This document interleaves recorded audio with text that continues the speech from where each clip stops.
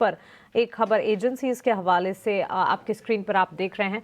अक्टूबर के cargo volume के data आते हुए दिखे हैं। 6% की बढ़त 40 मेट्रिक टन पर सालाना आधार पर 6% के गेंस के साथ कार्गो वॉल्यूम अक्टूबर में। कंटेनर वॉल्यूम में भी 24% की बढ़ोतरी के यहाँ पर आंकड़े आते हुए देखने को मिले हैं।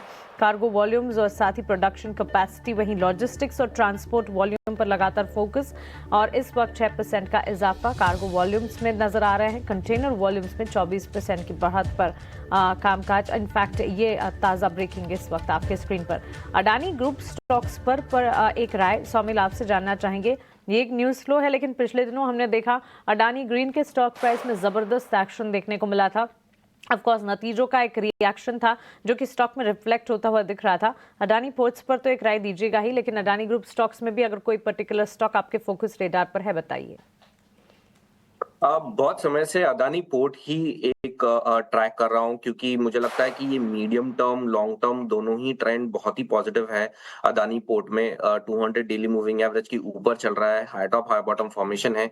बहुत ही अच्छा सेटअप भी है in the very short term as well. तो यहाँ पर बाइंग करके चल सकते हैं। 1400 के आसपास का एक स्टॉप लॉस लगा के ऊपर में मुझे लगता है कि 1600 तक ये स्टॉक जा सकता है, तो बाय करके चले अदानी पोर्ट को। This would be my topic in Adani stocks.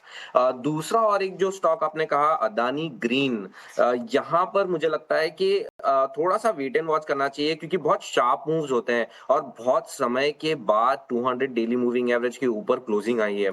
इसके पहले का जो स्विंग हाई है वो अराउंड 1178 है।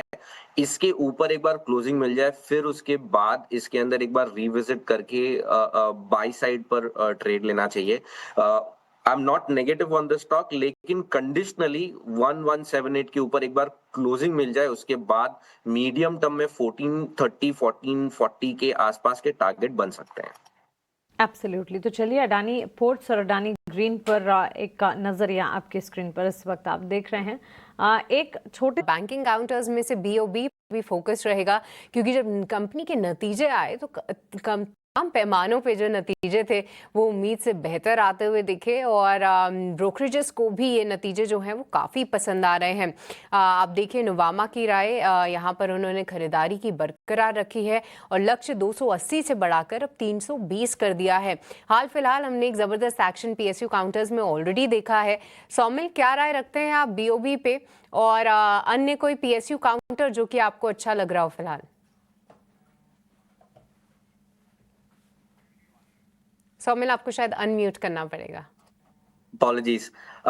PSU बैंक्स में डेफिनेटली व्यू पॉजिटिव है। द ओनली थिंग इज के यहाँ पर आपको स्टॉक्स पिक करने पड़ेंगे, और क्योंकि बहुत अच्छी रैली देखने मिली है, यहाँ पर स्टॉप लॉस आपको लगाना बहुत ही जरूरी है। क्रूशियल स्टॉप लॉसेस बहुत ही इंपॉर्टेंट है। Bank of Baroda one of my top picks. Canara bank मुझे बहुत अच्छा लगता है पीएसयू बैंक्स में। शॉर्ट टर्म में बैंक ऑफ बड़ौदा में एक स्टॉप लॉस रखेंगे 270 पे के आसपास, और एक 264 एक बहुत ही क्रूशियल स्विंग लो है। मुझे लगता है कि और भी ऊपर जा सकता है टिल 300 के लेवल्स मुझे लगता है कि अचीवेबल है। इनफैक्ट उसके ऊपर भी जा सकता है, तो ट्रेल करके चलिए। पीएसयू बैंक्स अभी निकले हैं और मुझे लगता है कि बहुत अच्छी रैली अभी भी मीडियम टर्म में बाकी है। Bank of Baroda and Canara bank would be my topic. Baroda Canara bank पर नजर रखें, टॉपिक हैं। रिजल्ट का इम्पैक्ट नजर आ सकता है और इन स्टॉक्स पर नजर रखेंगे। Friday session